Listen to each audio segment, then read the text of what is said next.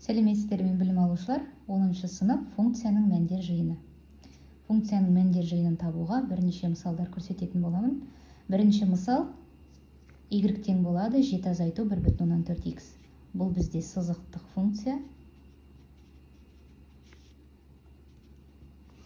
Сызықтық функцияның графигі түзу сызық, яғни бұл жерде мәндер жиыны минус шексіздіктен плюс шексіздікке дейін деген сөз. Сызықтық функцияның мәндер жиыны барлық нақты сандар немесе минус шексіздіктен плюс шексіздік аралығы. Екінші мысал бөлшек рационал функция. Бөлшек рационал функция берілген кезде мәндер жиынын табудың ең оңай тәсілі осы функцияға кері функция табу. Y тең болады 7 бөлінген 1,2x азайту 6. Ары қарай y көбейту 1,2x азайту 6 тең 7. 1,2x азайту 6 тең болады 7 бөлу y. 1,2x тең болады 7 бөлінген y-ке 6-ны қосамын. X тең болады 7 бөлінген y қосу 6-ны бөлемін 1,2-ге. 1,2-ні жай бөлшекке айналдырып аламын. 5-тен 6. X тең болады 7 бөлінген y қосу 6-ны 5-тен 6-ға бөлемін. X тең болады 7 бөлінген y-ті 5-тен 6-ға бөлемін. Қосу 6-ны бөлемін 5-тен 6-ға. X тең болады. Бөлуді көбейтуге алмастырамын. Қосу 6 мен 6 қысқарып кетеді. X тең болады. 6 y-тан 35 қосу 5. Енді қараңыздар. Функцияға кері функцияны таптық, және де біз әдетте функцияны y арқылы тәуелсіз айнымалы x арқылы белгілеп үйреніп қалғандықтан екеуін ауыстырып жаза қоямыз. Y тең болады 35 бөлінген 6x қосу 5. Бұл бастапқы функцияға кері функция. Мына функцияға кері функцияны таптық. Енді осы кері функцияның анықталу облысын табамыз. Ол дегеніміз 6x тең болмау керек 0-ге, x тең болмау керек 0-ге. Осы функцияның анықталу облысы минус шексіздіктен 0-ге дейін, 0-ден плюс шексіздікке дейін. Мінекей кері функцияның анықталу облысы бізге берілген функцияның мәндер жиыны болып табылады. Y тең болады минус шексіздіктен 0-ге дейін, 0-ден плюс шексіздікке дейін.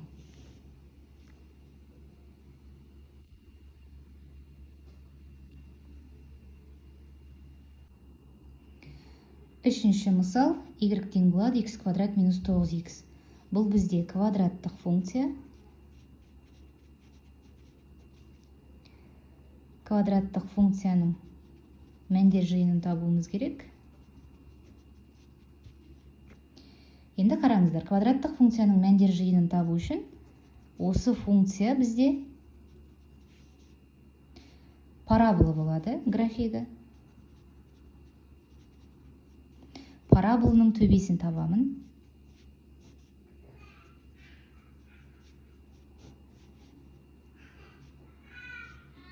Параболаның төбесі 2-ден 9 немесе 4,5. Бірінші x-і. Енді y-ін табамын. 4-тен 81 азайту 2-ден 81. Ортақ бөлімге келтірем 2 минус 4-тен 81. Сонда параболаның төбесі 2-ден 9 және минус 4-тен 81. Парабола төбесі. Параболаның тармағы x квадраттың алды бізде оң сан, яғни a 0-ден үлкен. Демек, параболаның тармағы жоғары қарайды деген сөз. Парабола тармағы жоғары. Парабола тармағы жоғары қарайды. Демек осы параболаның төбесіндегі y нүктесін аламыз. Сонда мәндер жиыны осы минус 4-тен 81-ден плюс шексіздікке дейін деген сөз.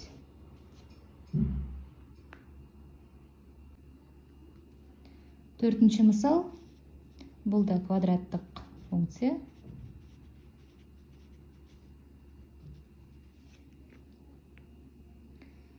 Так, мен бұл есепті өзгертіп, мына жерге минус саламын.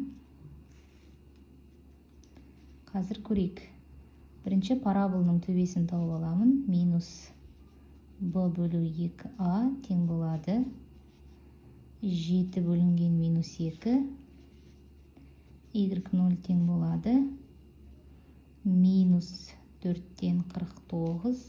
Азайту мынаумен плюс болып кетеді. 2-ден 49 қосу 12 тең болады. Мында 2-ден беремін. 4-тен 49-ға қосамын 12. 4-тен берем. 49-ға 48 қосамын. 4-тен 97. Сонда біздің параболымыздың төбесі минус 2-ден 7 және 4-тен 97. Парабола төбесі. Енді мына жерде әдейі өзгертіп отырмын. Біздің есебіміз кішкене өзгеше болсын деп. Бұл жерде a 0-ден кіші. Демек параболаның тармағы төмен қарайды деген сөз. Егер параболаның тармағы төмен қарайтын болса, онда біздің функцияның мәндер жиыны минус шексіздіктен 4-тен 97-ге дейін деген сөз. Бесінші мысал. Бұл функцияға да кері функция табамыз. Кері функция табу. Яғни берілген функцияға кері функция тауып аламыз. Содан кейін сол табылған кері функцияның анықталуы болса, осы алғашқы функцияның мәндер жиыны деген сөз. Y тең болады 2 қосу түбірасты x. Түбірасты x тең болады y азайту 2. X тең болады y азайту 2-нің квадраты. X тең болады y квадрат минус 4y қосу 4. X пен y-тің орындарын ауыстыра қоямын. Бізде квадрат функция шықты. Квадрат функцияның анықталу облысы минус шексіздіктен плюс шексіздікке дейін.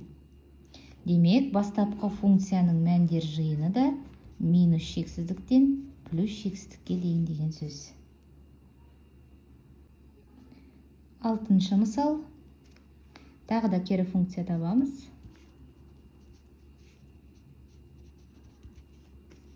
Y тең болады минус түбірасты x қосу 10.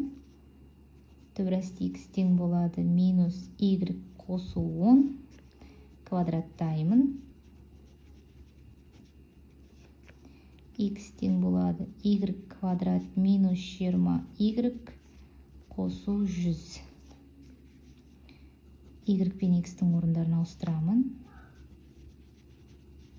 Квадрат функция.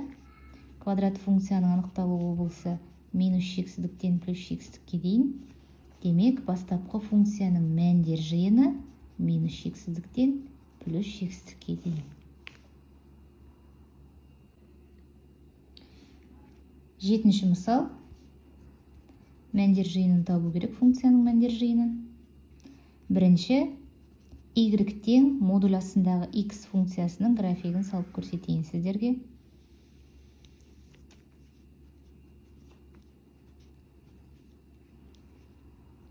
Бір, екі, минус бір, минус екі. Бір, екі, минус бір, минус екі. Енді қараңыздар. 0 берген кезде 0, 1 берген кезде 1, минус 1 берсем 1, 2 берсем 2, минус 2 берсем 2 болады. Сонда бұл функцияның графигі бұлай орналасады. Енді плюс 4. Демек 4 бірлікке y өсіп оймен жоғары көтеріледі деген сөз. Әрбір нүктеміз мінекей 4, 1, 2, 3, 4, 1, 2, 3, 4, менің функциям былай орналасады графигі, функцияның графигі. Y тең модуль астында x қосу 4. Сонда бұл функцияның мәндер жиыны, яғни Y-тің қабылдайтын мәндері 4-тен плюс шексіздікке дейін деген сөз.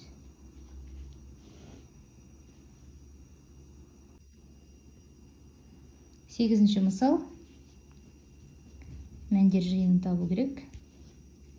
Бірінші, Y тең болады минус модуль астындағы x функциясының графигін салайық.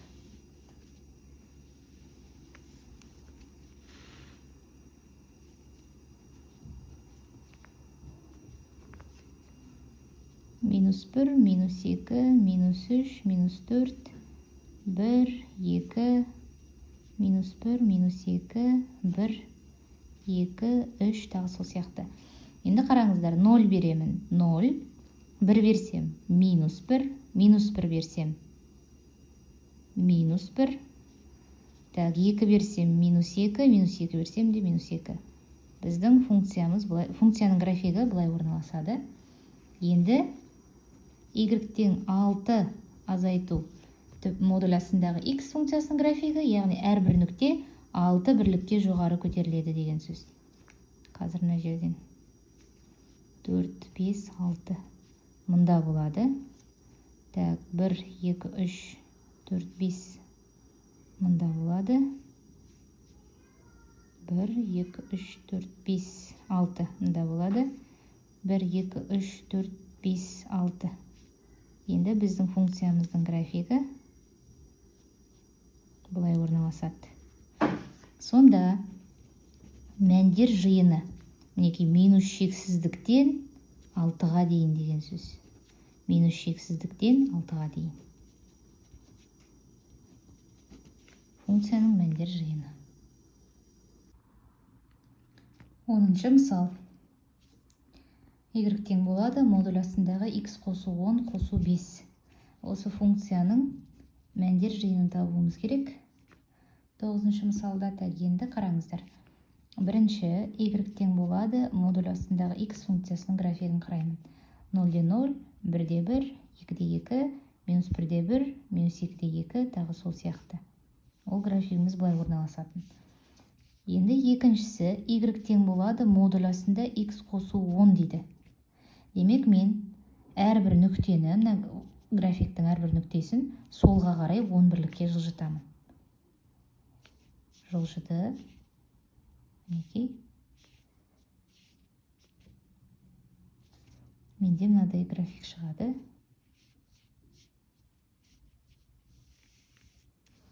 Енді бізге берілген функция ол модуль астындағы x қосу 10 қосу 5 дейді. Қосу 5, демек Y өсі бойымен жоғары 5 бірлікке көтеріледі. 1, 2, 3, 4, 5. Сол сияқты бұлай көтерілді. Мінекей, мына график бізге берілген функцияның графигі. Енді осы графикті қараңыздар. Y-тің қабылдайтын мәндерін. Неше? 5, 5-тен плюс шексіздікке дейін кетіп жатыр. Сонда біздің функцияның мәндер жиыны 5-тен плюс шексіздікке дейін деген сөз. 10-шы мысал. Y тең болады 4 азайту модуль астындағы x азайту 4. Алдыңғы мысалдарды қарастырдым. Түсінікті болу үшін. Бастапқы графикті салып алдым. Негізгі функцияның графигі Y тең модуль астындағы x. Енді азайту 4, демек ол Y өсі бойымен 10-ға қарай әрбір нүктені 4 бірлікке жылжытам деген сөз. Мұнда менде 0-де тұратын болса, енді 4-ке барады. Менің функциямның графигі бұлай орналасады. Y тең болады модуль астындағы x азайту 4.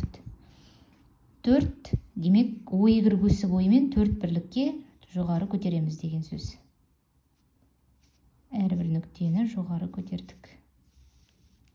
Мінекей бізге берілген функцияның графигі осы.